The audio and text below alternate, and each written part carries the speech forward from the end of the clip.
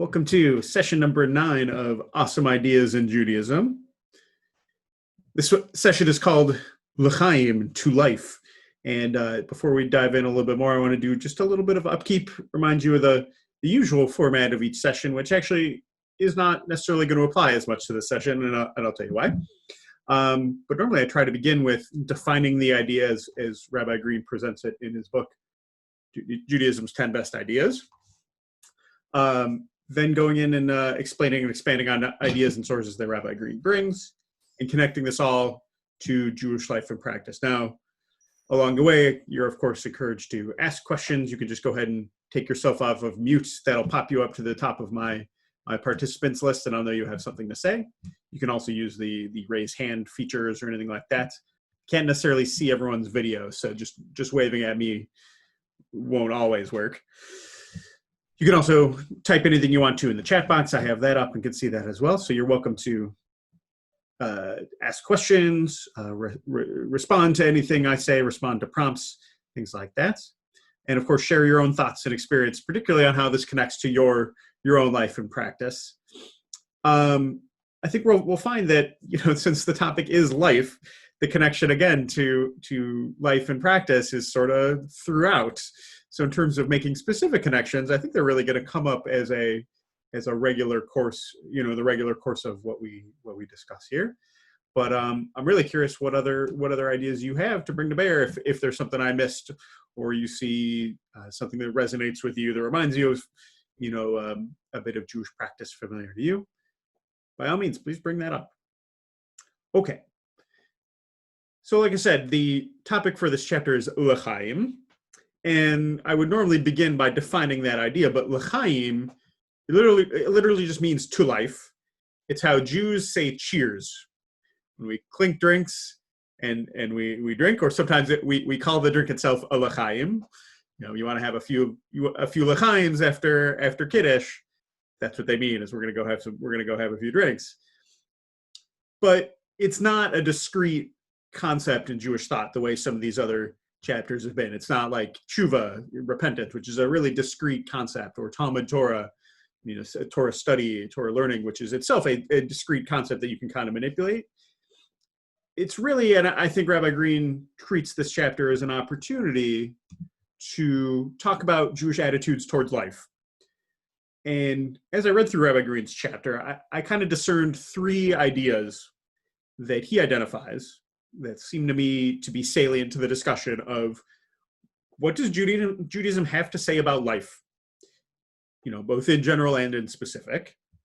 And I'll summarize them here, but I'll remind you of them as we go. And I called them by their Hebrew terms. So that the first is v'chai bahem, one should live by them. And I'll go into detail about what that means. The concept of olam hazeh versus olam haba, this world versus the world to come. That's concept number 2. And the third is kedusha, holiness. So 3 ideas that I think he identifies, and they kind of link together. And I'll dig into each one of them, talk about how Rabbi Green introduces it, expand on what he brings a little bit, and pause kind of at each of those junction points for reflection on what we've talked about so far, and pausing, of course, at the end for kind of reflection on the whole thing. Sound good? Okay, so Rabbi Green introduces the chapter by bringing this verse. I have it up on the screen share here from the book of Leviticus, chapter 18, verse 5, which says, Ushmartem et chukotai et mishpatai, asher ya'aseh otam ha'adam v'chai bahem ani Adonai. So you shall keep my laws and my rules, by pursuit of which humans shall live. I am the Lord. Seems like, if you were to just read this verse in isolation, you might not even have any idea that this is a hugely significant verse. It seems like fairly straightforward, somewhat unremarkable. There are countless verses in Torah that basically say some version of do the mitzvot. Don't not do the mitzvot, but do the mitzvot. There's like a million verses that say basically that, right? But through rabbinic interpretation, this verse actually becomes a cornerstone of the Jewish attitude towards life, its value, its purpose, both in specific in terms of an individual human's life or death, and also in general in terms of what life is for, what life is all about. So note here carefully the Hebrew. I introduced one of these terms already. I've bolded it here. Asher ya'aseh otam hadam v'chai bahem. So chai, you recognize from the title here, chai, l'chaim means life. So the way it's translated here, by the pursuit of which humans shall live. If we were to be sort of a little more literal and a little more wooden about translating this Hebrew, we might say, you should keep my laws and my rules, that one should do them, and a person should live by them. Chai bahem, like by means of hem, them. So in the Talmud on this verse, when they get to a discussion where they are discussing matters of the significance of life, this verse is brought as an important proof. So there's this really great story. So the Gemara relates, it happened once that Rabbi Ishmael, Rabbi Akiva, and Rabbi Elazar ben Azariah were walking along the road, and Levi Hasadar and Rabbi Ishmael, son of Rabbi Elazar ben Azariah, were walking respectfully behind them.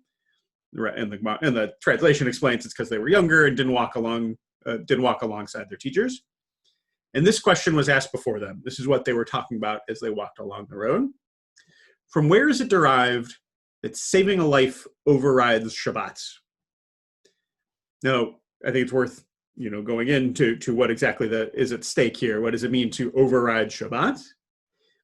It means that you can basically desecrate Shabbat. You can violate the prohibitions about what a person can and can't do on Shabbat. See our discussion from many weeks ago about those melachot, the 39 prohibitions, the things you can't do. You can, in fact, do those things when it means saving a life, when a person's life is at stake.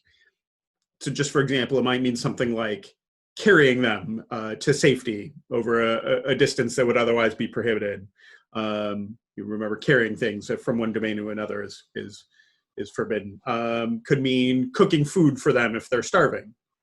It could mean lighting a fire to warm them up if they're freezing. There's any number of ways that you could save a life, but it would mean violating Shabbat. Note also from the Talmud's perspective, this is already settled halakha.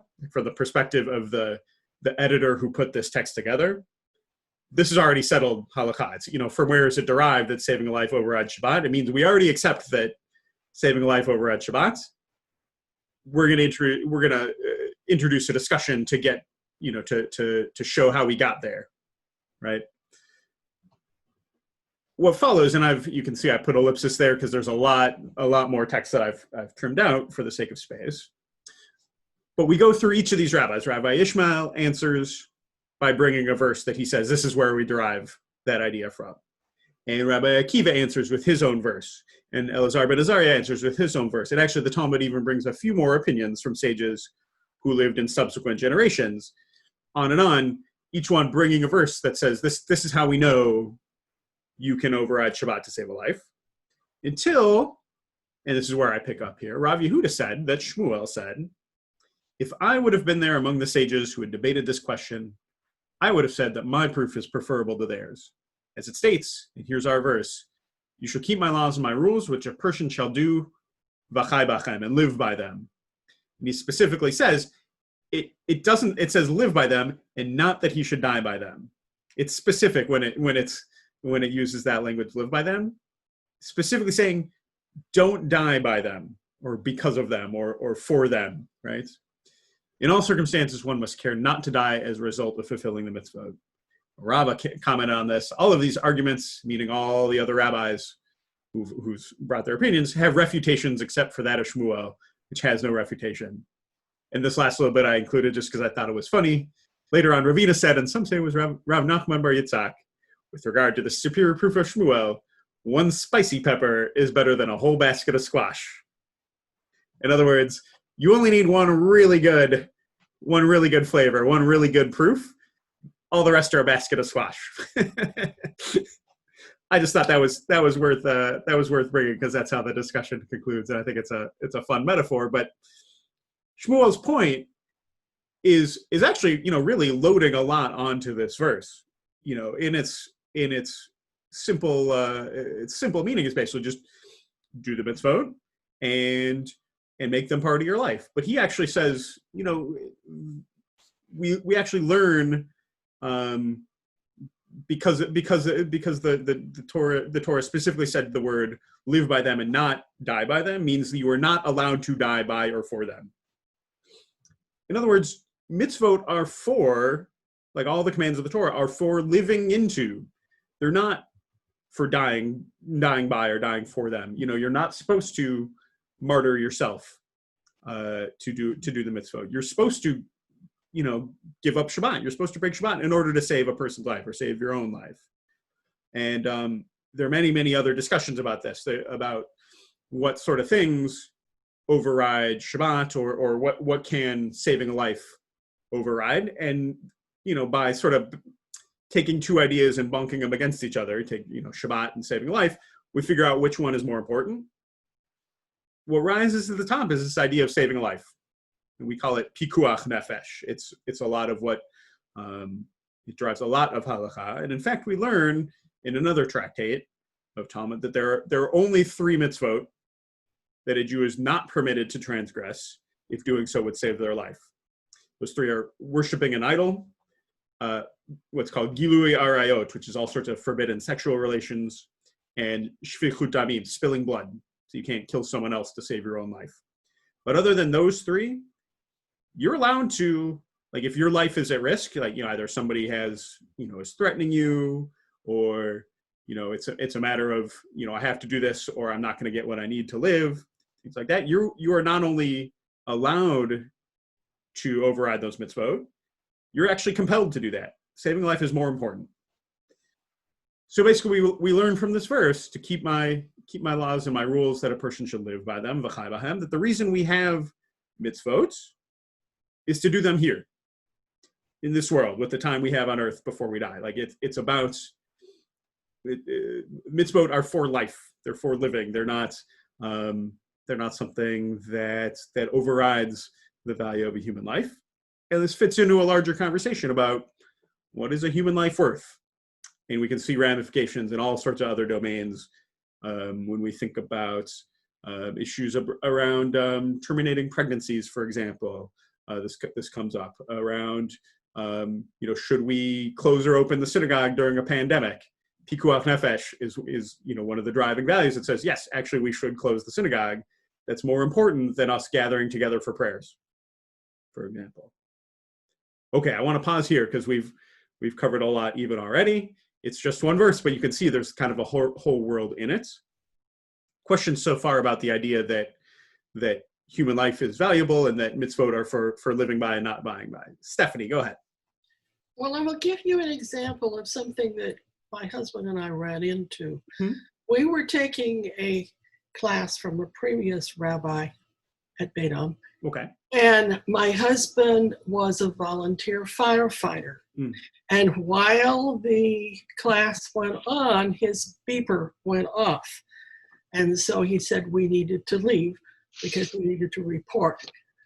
The rabbi informed us that if this beeper went off on Shabbat, he was not allowed to go. Okay. So I'll give you the end of the story. Okay. So the obvious sort of, this is sort of an obvious discussion based on this is how certain do you have to be about whether or not your desecration of Shabbat is going to save that life or not. And actually there's a lot of leeway, even if it's, maybe you think, like the example I think they use is like a building collapses and a person is buried in there. There's a pretty good chance that person is already dead. But we still clear away the rubble on Shabbat in case, if there's a chance they might be alive. It's only if you're already 100% certain that person is no longer alive, then you wait, right? So, I would maybe, I think my interpretation would be, you go when the beeper goes off because of that potential to save a life. even on Shabbat. But this is obviously a matter of discussion, and there's certain amount of judgment, individual judgment involved. And my husband was kind of upset by that. I can see that. Yeah, I'm sure he already is. Considers life-saving a big part of his. Oh yeah. Yeah. Rachel, you were next, and then Anne. I see your hands. Thanks for your patience. Yeah, I just wanted to clarify something about the 3 instances in which you don't break Shabbat. You said you can't kill someone, but I assume, yes, you could kill someone in self-defense or to save someone else's life. So I just want to make sure I understand that correctly. Yeah. But you can't shed innocent blood. Right, precisely. Right, self-defense is right. That's an adjacent but separate discussion about when it's okay to kill at all. We're talking about like if somehow I'm threatened, like for example, someone's pointing a gun at my head and saying you got to kill this other person, or I'm gonna kill you. I'm not allowed to go kill that other person. Okay. That would not be said. That would be shedding innocent blood. Shvichut damim, literally spilling blood, has that specific sense of innocent blood being spilled, not like self-defense or as part of warfare, things like that. Yeah. All right. Thank you. Sure. And there are actually other, there are other more complicated things. The idol worship thing gets a little bit undermined too. And they say like, if it's in private and you got the gun to your head and someone's like, worship this idol, but no one else is going to see you, then you go ahead and do it.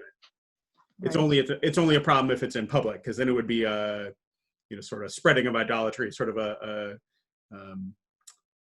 demeaning of God's name and the Jewish people, that kind of thing. So it's not as absolute as it sounds, but that we're getting in a whole other discussion here. Okay. Anne, please. Well, I actually had exactly the same question that Rachel did. Following up with the question that Amy just put there in you go. the Can chat. you feel the guy holding the gun to your head? I think the answer is yes. Right. Obviously, these are, like, we're sort of talking about things in a vacuum here, and any actual circumstance is going to, have all sorts of contingencies and realities that we can't get into. But that's the world the rabbis live in, is kind of imagining things in a vacuum. So yes, I think if you're being threatened, the rabbis have this whole other discussion about what constitutes killing in self-defense. Somebody who's already drawn their weapon on you clearly has intent to harm you. So yeah, the overall point though is that in the hierarchy of things that we value, human life is right up there near the top, if not the top, right? At all points. And there, you think about what's not on that list of top 3, it's some really important stuff.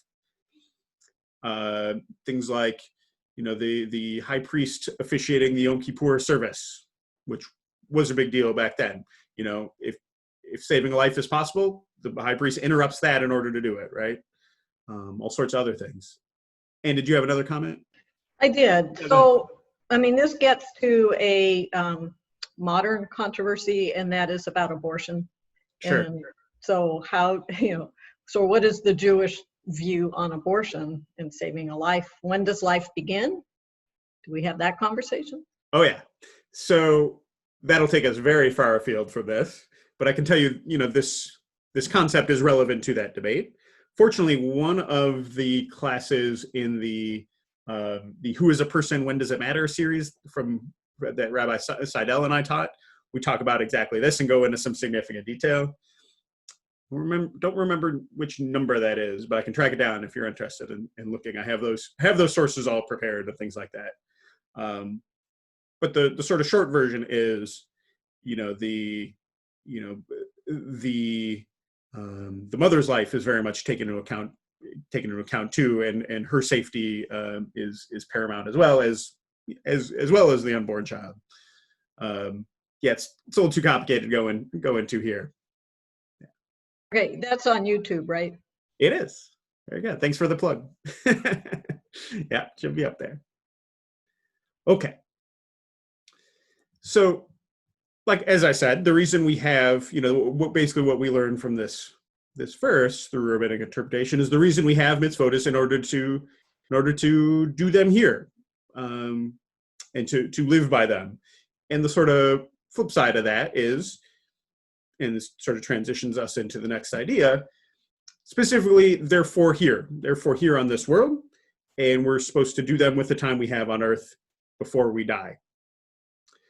One of the questions I've been asked the most, I think, so far in my relatively short rabbinic career is about what Judaism says about what happens after we die. So again, there's a whole course we could do here, but I want to give a little bit of a rundown of some key sources. There's a concept known but not especially well developed in the Tanakh, in the Hebrew Bible, of Sheol, something called Sheol. It's basically like the underworld. A useful parallel, if you're familiar with Greek mythology, is the idea of Hades. It's basically where the dead go without regard to their moral or immoral behavior on earth. It's definitely down from here, but it's not a lot more developed than that. I brought an example here, source number 3 from the book of Genesis, to kind of illustrate just one. There's many examples, many references to this place called in the Tanakh Sheol. I don't know if this is the first one, but it's very close to the first one. This picks up right as Jacob has found out all of Joseph's brothers have thrown him into a pit, dipped his coat of many colors, right? What he calls the ornamented tunic. Basically, they're making Jacob believe that Joseph has died, so they take the ornamented tunic to their father. Said, "We found this. Please examine it. Is it your son's or not?" He recognized and said, "That's my son's. A savage beast has devoured him. Joseph was torn apart by a beast." And Jacob rends his clothes, puts sackcloth on his loins. You can imagine what that feels like. There's a reason you hear about sackcloth all the time. Very uncomfortable. And observed mourning for his son many days. All his sons and daughters sought to comfort him, but he refused to be comforted, saying, "No, I will go down mourning to my son in Sheol." Thus his father bewailed him. So, we get a sense just from Jacob's words here that he understands Joseph to already be down in Sheol from here, and he's basically saying, I'm so distraught over this, I feel like I could die too. I'm going to go down as a result of my mourning to meet my son in the underworld, basically. That said, so we get lots of examples of it. That said, it's not much more fleshed out than that in terms of what it's like, what the experience is like, anything along those lines. I've basically told you what there is to know about it, despite all the references. The idea of a hereafter underwent a certain amount of development in the post-biblical era. Once we get to like the Second Temple period, we get this idea of what they call Olam Haba, literally the world to come, or a translation I really quite like too, the world which is coming, sort of constantly arriving. Here's an example of some of that rabbinic development from the tractate of Talmud called Brachot. Rav was wont to say, "The world to come is not like this world. In the world to come, there's no eating, no drinking, no procreation, no business negotiations, no jealousy, no hatred, and no competition. Rather, the righteous sit with their crowns upon their head, enjoying the splendor of the divine presence, as it is stated, and they beheld God, and they ate and drank." That's a quote from the book of Exodus. It's when Moses and Aaron and Nadav and Abihu go up Mount Sinai. Evidently, they saw something. They witnessed the divine presence, but also ate and drank. And Rob is bringing the verse here to mean that basically being in God's presence is the equivalent of eating drink. It provides you with whatever nourishment you need, such that when you're in the divine presence in the world to come, there's no need for any of these sort of base human activities that we have to do down here because we're far away from the divine presence. Sounds a little bit like the popular conception, in our culture of heaven, yeah? Kind of, in that there's, sort of an idealized place. You don't have to deal with any of the toil and trouble associated with this world. It's where the righteous go. Like, it's specifically for people who are really good people in this world, right? And what do? They sit with their crowns upon their heads, and enjoy the splendor of the divine presence. It's not exactly, angels with halos and wings, but you can see how we're sort of on that, a little bit on that track, right? One more text illustrating this kind of development of ideas about Olam Haba. There's, again, much, much, much, much more we could go into. I just want to give you a couple of key examples. Another tractate from the Talmud. This one ostensibly about Rosh Hashanah, but obviously we're getting into things that are not Rosh Hashanah related here. Beit Shammai, so that's the sort of school of scholars around Rabbi Shammai, said, there will be 3 groups of people on the great day of judgment. And you could see, I'm going to gloss over this point, but evidently we also, in addition to having this idea of a world to come, there's an idea that there's going to be some sort of judgment day, which marks the arrival of this world, and which people are sorted into these 3 groups. Great day of judgment at the end of days. One of holy righteous people, one of holy wicked people, and one of middling people. The holy righteous people will immediately be written and sealed for eternal life. The holy wicked people will immediately be written and sealed for Gehinnom, as it's stated, and many of those who sleep in the dust of the earth shall wake, some to eternal life and some to shame and everlasting contempt. You get a sense of what he means by Gehinnom. I'll go into more detail about that in a moment. Shame and everlasting contempt. And the middling people, well, they'll descend to I meant to change this one too. Gehinnom is how you say it in Hebrew. It often gets sort of Englishized as Gehenna. So maybe it's actually good that I missed this one and left it here. They'll descend to Gehenna or Gehinnom to be cleansed and to achieve atonement for their sins. They'll cry out in their pain and eventually ascend from there. So again, we sort of have something that sounds a little bit like a conception of heaven, something to do with eternal life, right? And also this concept of Gehinnom, which sounds a little bit like the popular conception of hell. There's shame, everlasting contempt. It's clearly the bad place, right? And what's notable here is this concept of the middling people, which I would think would be the vast majority of people who would go down, in order to basically be punished enough to atone for their sins, but then will eventually ascend from there. So note the sort of up-down conception. Up is good, down is bad, right? We're in kind of a proto stage of what really took on a whole life of its own with the advent of Christianity. The Christians took this idea and really ran with it and developed this whole idea of heaven and hell, which is basically where we get the popular conception today. But this is, it's sort of, embryonic stage a little bit. The idea gets further developed beyond the rabbinic period, all the way into the medieval period.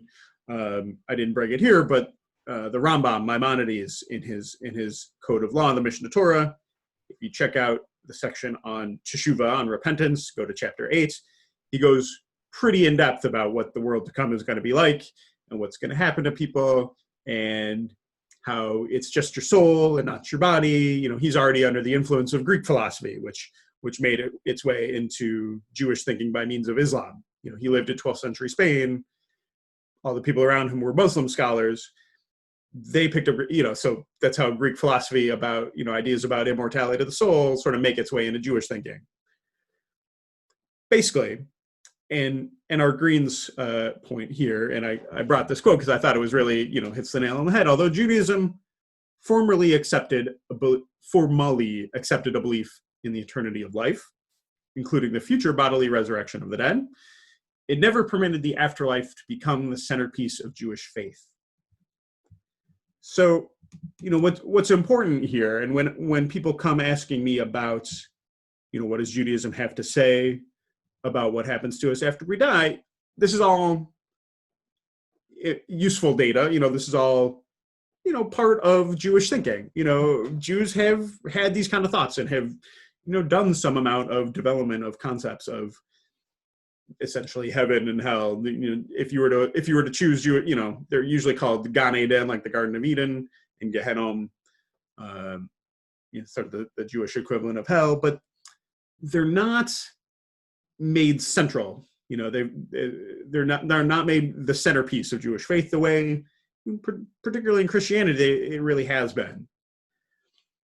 So when Rabbi Green, makes this claim that, there was a great deal of thinking about this kind of thing, but it never took on the sort of key role. He brings a passage from the Mishnah, Pirkei Avot, to support his claim, and it's actually, he quotes only part of that passage. I think it's actually worth looking at the whole passage. So, here we go. So what Rabbi Green quotes is basically what I've bolded here as to support his claim that even though Jews put a lot of thought into what happens with Olam Haba, the focus is still on the here and now. More precious than 1 hour in repentance and good is 1 hour in repentance and good deeds in this world than all the life of the world to come. However, if you look at the whole passage here, everything that Rabbi Jacob has to say, Rabbi Jacob said, this world is like a vestibule before the world to come.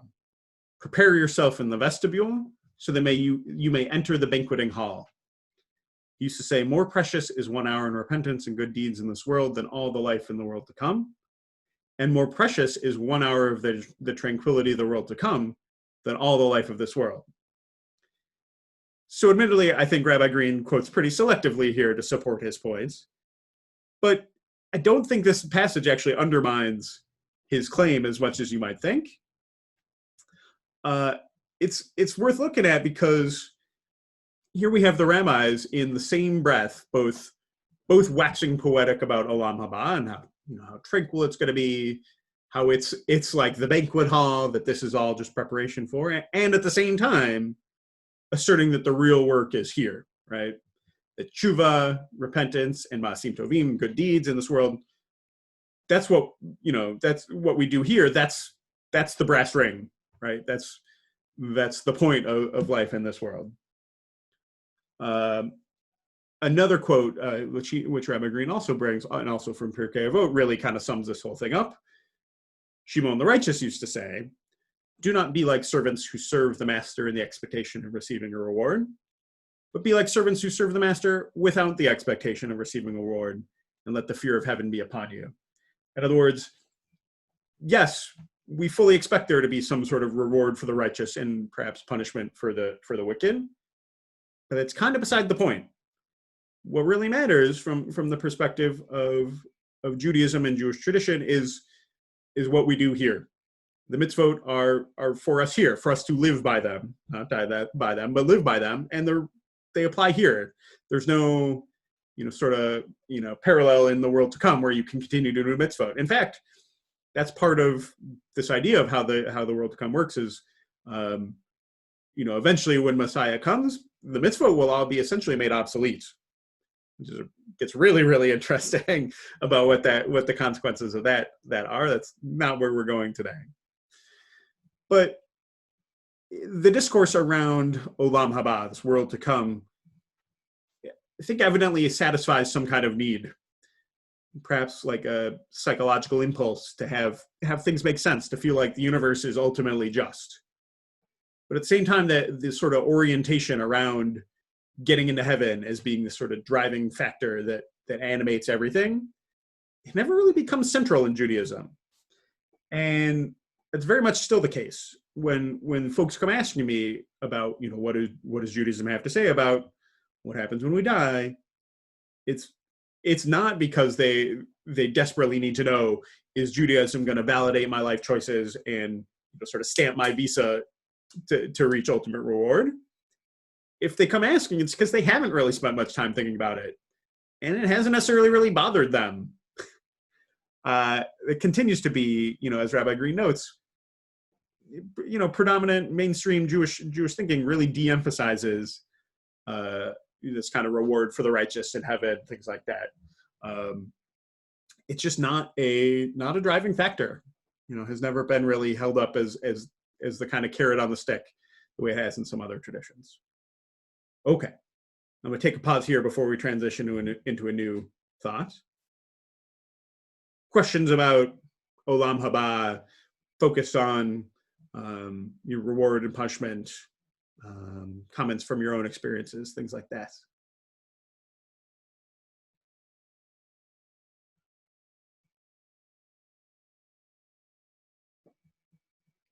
I think you're proving my point. folks don't have a lot to say about Olam Haba. It probably is not a big factor for you. You would be very much in line with the mainstream if that's the case. Okay. Nonetheless, this whole idea of because folks don't, Jews don't necessarily spend so much time focusing on what's coming after this.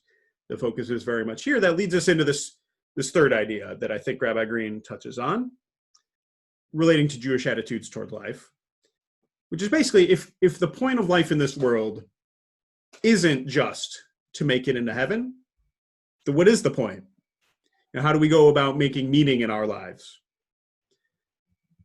Rabbi Green points out what I think is really the kind of key spiritual technology that we as Jews, and I would not claim that this is a unique Jewish innovation at all.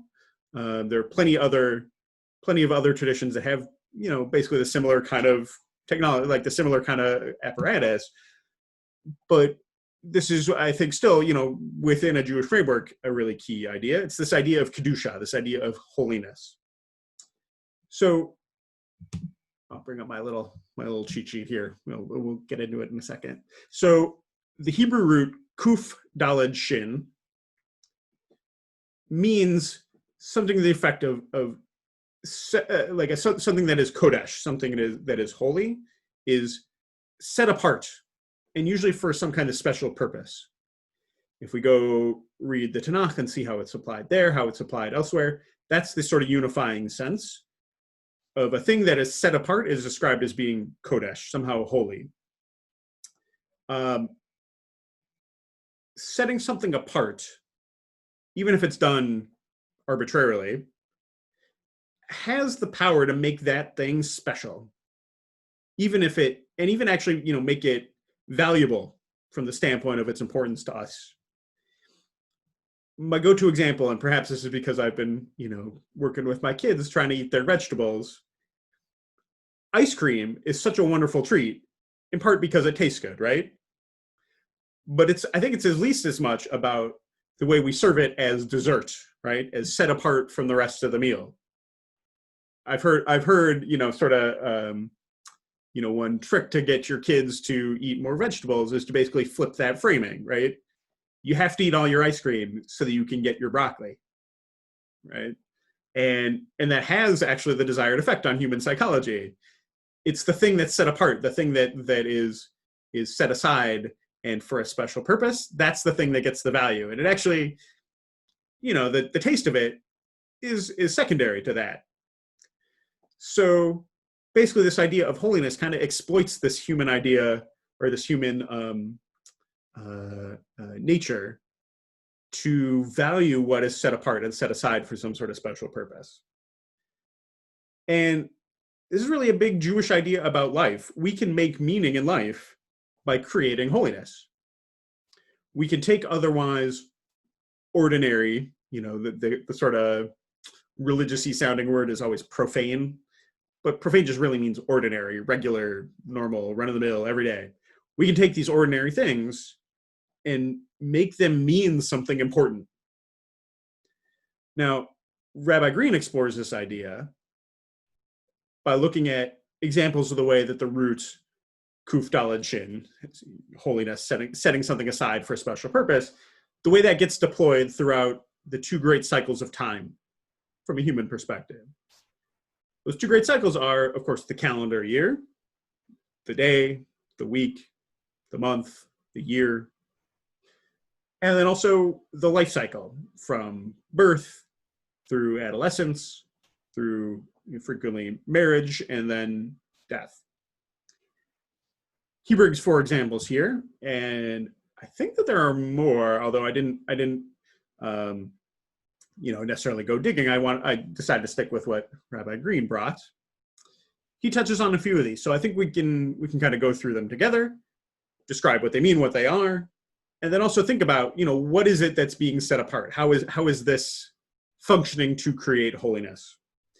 And you'll note what all these have in common already is they all have that, you can see a K, a D, and an SH. You can see that Hebrew word laced throughout all of these. So The first example Rabbi Green brings, Kedusha, literally just means holiness, but it also refers to the name of a section of a prayer in the daily liturgy, whose purpose is proclaiming God's holiness. This comes up during what's called the Amidah, the central standing prayer of all three of the daily services.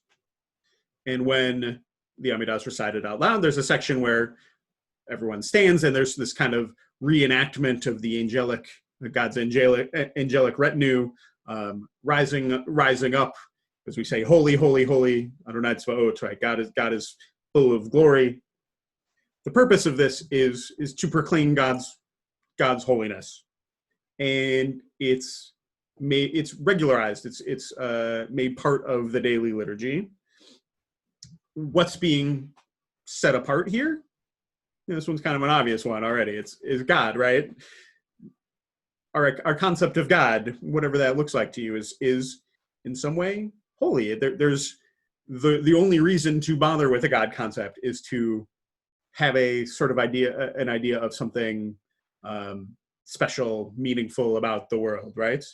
So this is just sort of a liturgical regularization of that proclamation, that declaration of God is special, God is holy, God is part of how we understand there to be purpose and meaning in the world.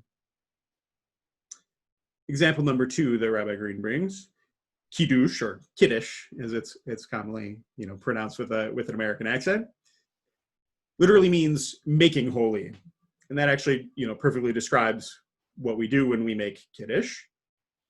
It refers to the blessing that's recited over a cup of wine on particular special occasions, Shabbat most commonly, also on holidays, sanctifying those special occasions. You also get it at things like circumcisions, Brit Milah. At a wedding, there's a Kiddush made. What's being set apart in this case by this act of holy making? I think it's time, right? Shabbat is set apart as sacred, special time vis-a-vis the rest of the week. Holidays are set apart as special, holy time relative to the rest of the year. These life cycle moments, circumcisions, weddings, we'll get to more about weddings in a moment, are set apart from the whole scheme of a human lifetime as moments of sacred time, a sacred, special moment in that case. Rachel points out in the chat, Aron Kodesh is another example of, I think, of Kuf Dalet Shin, the root appearing. Aron Kodesh refers to the ark at the front of the sanctuary that holds the Torah scrolls. That's a great example of the word holiness, although these are sort of all concepts from these time cycles where that's a thing.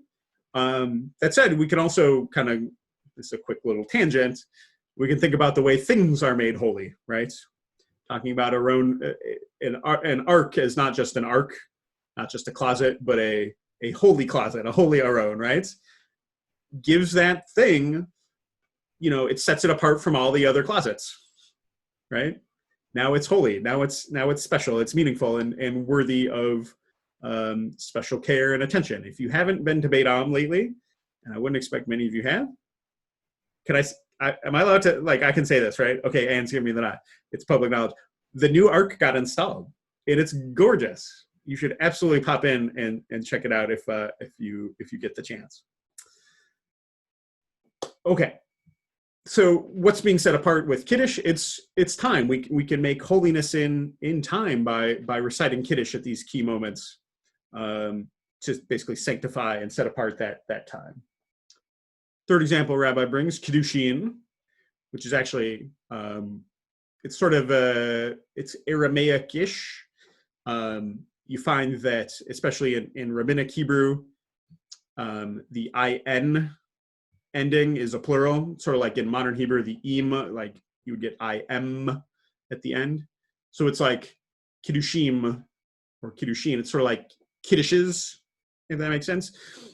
It refers to the marriage ceremony. That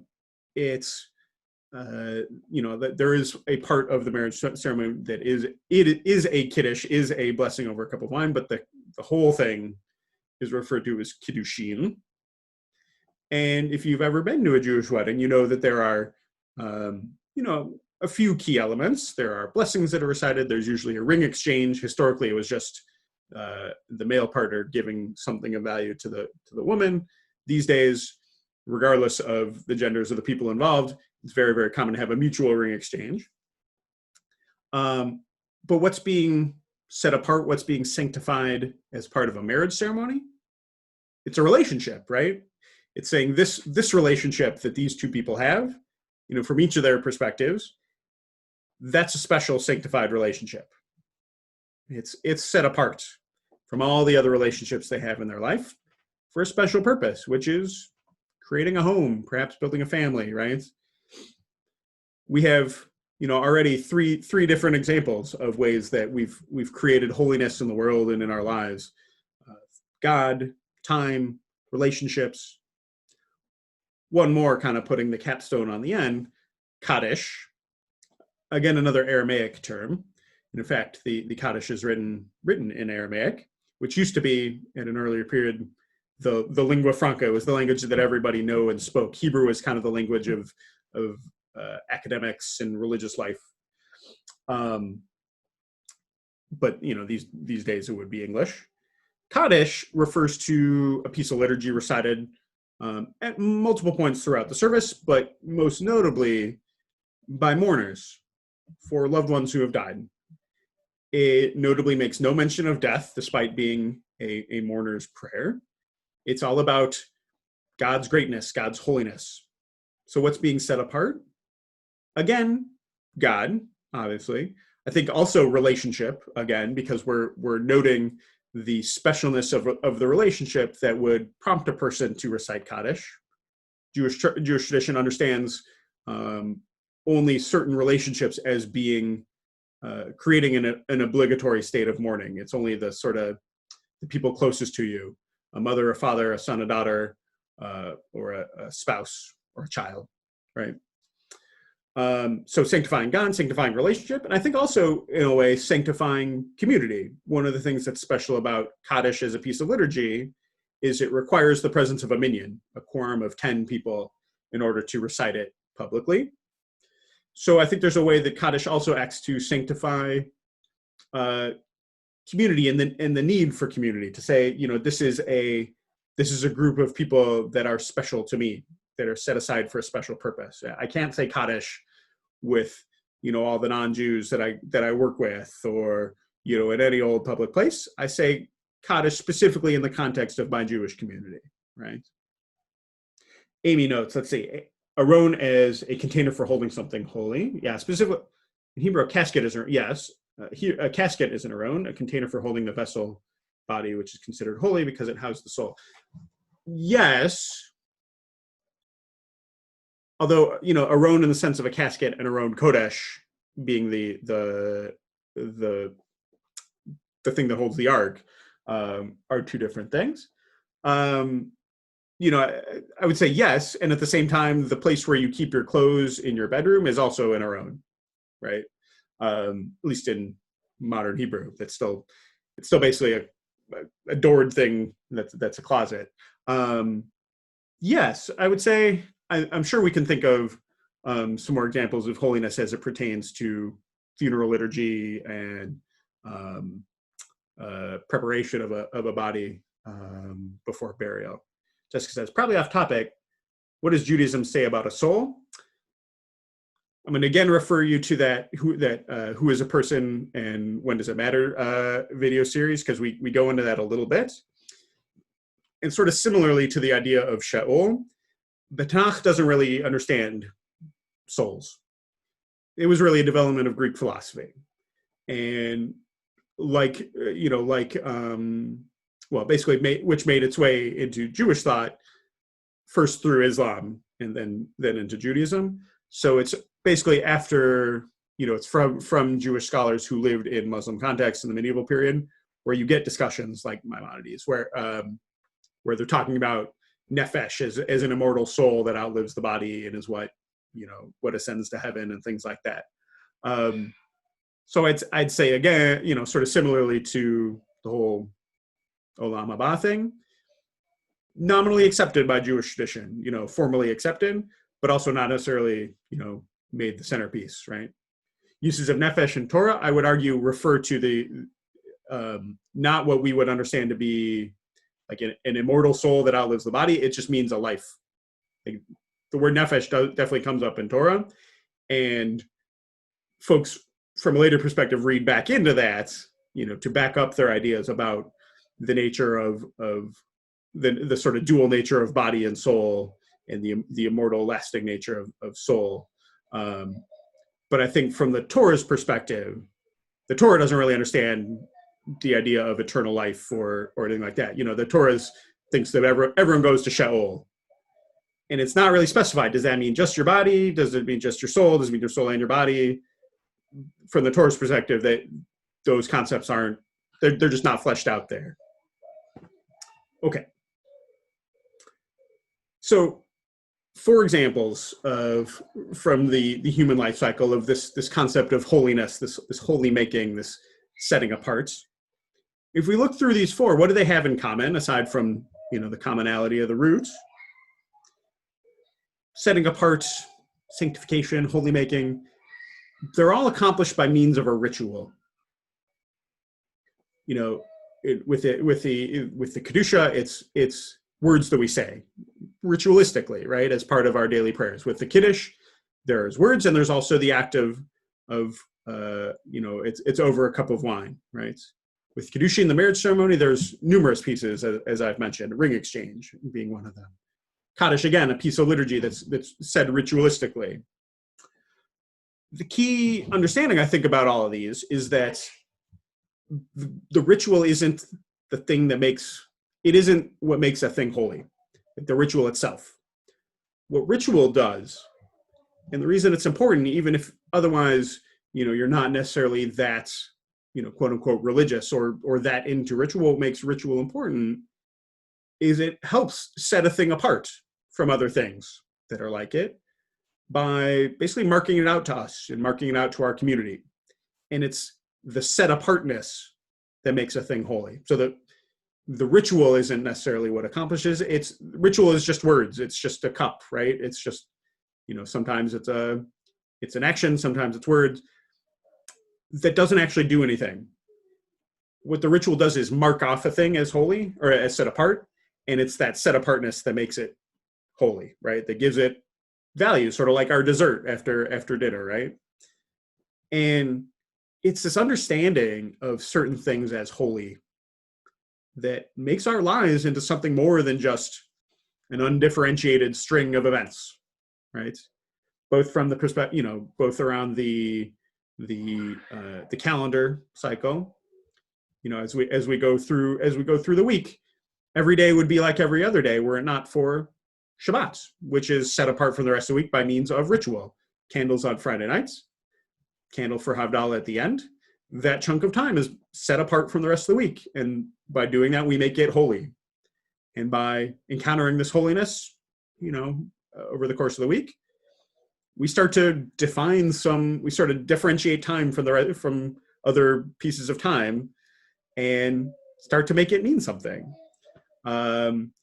Along the axis of a human life, ritual acts that happen along the course of a life cycle, entry into the covenant through Brit Milah or Simchat Bat, some kind of naming, welcoming ceremony, becoming bar bat mitzvah, sometimes marrying another person, and inevitably for everyone, eventually dying and having a ritualized preparation of body and funeral and things like that.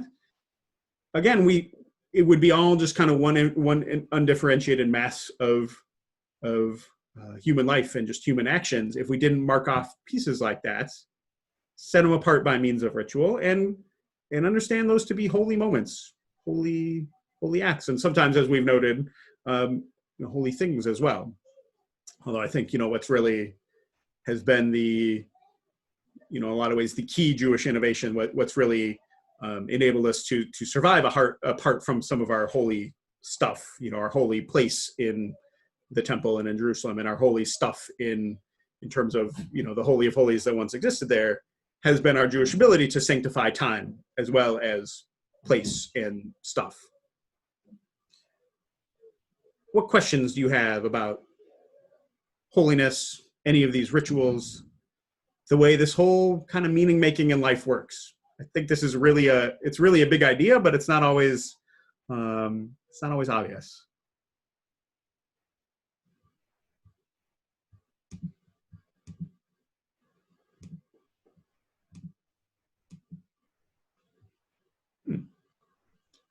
Do you feel like it makes sense what I'm claiming? I guess I need some kind of validation at some level. John, go ahead, please. Yeah, I want to say that it's ironic because we often speak of meaningless ritual, that in the repetition, things lose their meaning. And the implication of what you've been trying to teach us is that, in fact, it is the ritual which is establishing meaning. Yeah, that's absolutely true. And I think actually that's a good thing for me to include in for perhaps future versions of this. Is I think you're right. Like there is some idea, like a lot of folks don't find meaning in the ritual itself. And I think has to do with sort of misunderstanding what it's for. When you misunderstand, when you think the ritual is the thing itself, is the holy thing, then it becomes this sort of, well, why? Like, why should it be these words and not those words? Why should it be, wine and not, I don't know, some other liquid? Why is it this thing and not the other thing? It all seems so arbitrary and comes to, a lot of people think of as meaningless. But when you understand it just being a marker, just being something that marks something as different, then you sort of understand its purpose, and the ritual takes on, totally new life of its own. If I can add, please. When you're reading the Siddur in Hebrew, mm-hmm. It's the sort of the repetition of the words in Hebrew, even though you may not understand them fully, to my mind has greater meaning than reading it in English. Sure. And then the English, actually knowing what the words are saying, is kind of a distraction. I found that too. We did an experiment one time in rabbinical school where we dive into whole service in English just to see what it was like. And it was very weird. It felt very distracting I think for exactly that reason. And that's part of why Jewish rituals, like, even though they are, sort of sometimes are arbitrary, are not, if we just sort of dispense with them or made up entirely new ones, they lose their power. There's something about ritual that puts us in continuity with people who've done the same sort of marking off in the past. That gives them the ability, like gives them the potency to make things holy. If we just sort of made up a totally new Shabbat ritual, then that feels, totally untethered to anything, right? And kind of loses that potency. So ritual needs to be both, needs to be somehow set in the scheme of history and Jewish life and culture and all that kind of, to have that holy making power. Let's see, more comments in the chat. Yes, distracting and takes away some mystery. Yeah, I think, it takes away some mystery. This is a great discussion for another time. I think there is, you're right, it's taking away some mystery, which you would think you might want with prayer to really fully understand everything you're saying. But I think we're all sort of acknowledging that sometimes you do want to not understand everything you're saying. Jessica says, at the risk of being pedantic in anthropology and linguistics, we call this a performative. The doing of it in a certain way is the meaning. Absolutely, yes. We, in rabbinical school, studied essentially anthropologic texts that talk about ritual as performative. Exactly. It's the doing it in a certain way that makes it a ritual and not just something totally arbitrary. Yeah, there's a whole kind of meta field of sort of looking at ritual, instead of just studying the ritual, like sort of studying the function of ritual within cultures and within religions. It's really interesting. And when you apply that to Judaism, you're like, oh, I get why we do this seemingly kind of bizarre thing. it's because, it's been, it feels weird and arbitrary maybe, but because it's been done the same weird and arbitrary way for so long, it's actually quite meaningful, right? Kaylee says, I wonder if this is different for people whose first language is Hebrew, since then the prayer and regular speech are in the same language. Maybe modern Hebrew and liturgical Hebrew are different enough. I've always wanted to ask that question to an Israeli, and I guess I never exactly have. Because I think it must be. That was sort of how we felt after we davened all in English. It's like, is this how Israelis feel all the time? And perhaps it's telling that about half of Israelis are totally non-religious. They're totally secular. Since prayer and regular speech are kind of right. An interesting question, and one I do not know the answer to. But, I think in terms of, why language can, basically just a reading, why a text can function as almost as a ritual all inside itself. It's because it's not just about the text, it's about the fact that it's a Hebrew text, right? And that Hebrew has been the language of our people for, thousands of years, right? That text has the power of, the power to act as a ritual and the power to do that holy making, that setting apart, right? Awesome. So this concludes my shiur. I was not really able to think of what are more ways that we can connect this to Jewish life and practice, because in a lot of ways this is Jewish life and practice, right? If we go and we think about all the rituals, and we could just list every ritual right now, right? They all serve this end of meaning making, right? Just the fact that so much prayer is sung also set it apart. I think so. Although and actually, I suppose the melodies too are another thing that's passed down and to some extent ritualized, but also more flexible frequently than a text itself. These are all good questions. We should start another class about liturgy and and the language of it and how that affects us. But so in any case, I think this really touches on all aspects of Jewish life and practice, because or at least all the ritual mitzvot are connected to this somehow, because in a lot of ways is their purpose, is the making meaning out of life. So to review a little bit and bring things to a close, Jewish attitudes about life begin with the idea of the purpose of life being, or the purpose of mitzvot, and the purpose of having any sort of guidance and from God in the form of Torah, is for us to live into the mitzvot.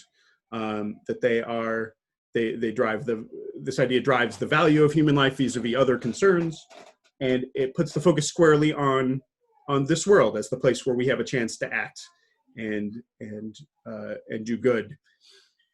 There may be reward or maybe punishment to come, but it's sort of beside the point in a lot of ways from the Jewish perspective. The focus is very much here and now, and the way we make meaning out of life without the sort of carrot on a stick of heaven to come is through the application of the spiritual technology of holiness making, of kedusha, which is accomplished by means of ritual. Thank you all so much for being with me on the second to last of these awesome ideas in Judaism sessions. This has been a really, really fun class to teach and a really, really fun class to prepare.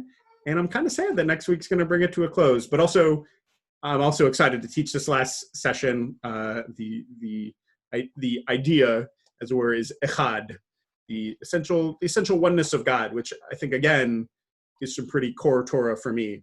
So I'm looking forward to teaching that as well.